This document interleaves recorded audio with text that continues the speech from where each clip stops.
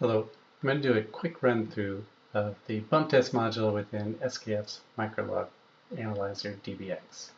So I'll start the bump test module, and while I do that, I've got the screen from the dBX shared in the video.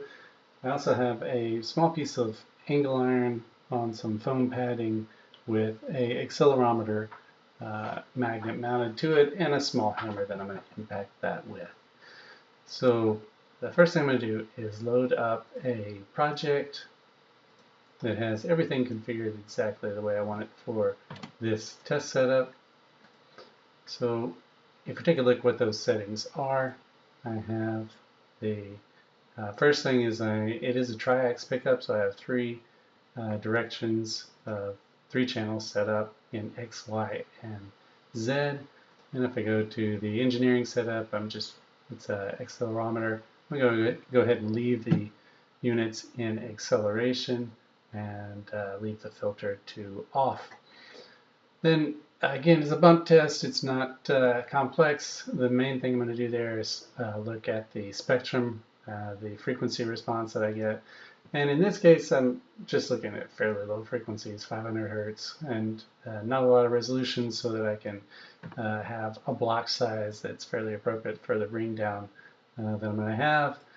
And then in this case, I'm going to average, do 20 averages over the course of the bumping that I'm going to do. So that'll take a little longer than actually I need. That'll take 16 seconds.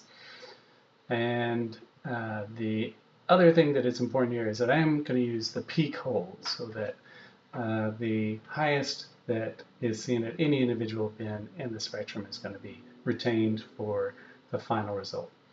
So I'll say OK, then I can hit the record button, and again, I'm using a calibrated hammer, but it doesn't actually need to be a calibrated hammer. I'm just impacting the structure. So as I impact it, you'll see that all 3 spectrum are updating on my screen. And actually, the 16 seconds passed by the 20 averages. And if we take a look at the plotting that we can do, all 3 are overlaid on top of each other. I can turn off so I can focus on just one, or I can go into the plot settings and move that into separate it, so I can see each of these individually and see that I've got a slightly different frequency for each of those directions.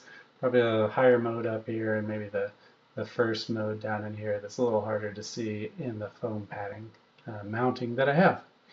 So that's a quick view of the bump test module in the Microlog Analyzer dBX. Thanks.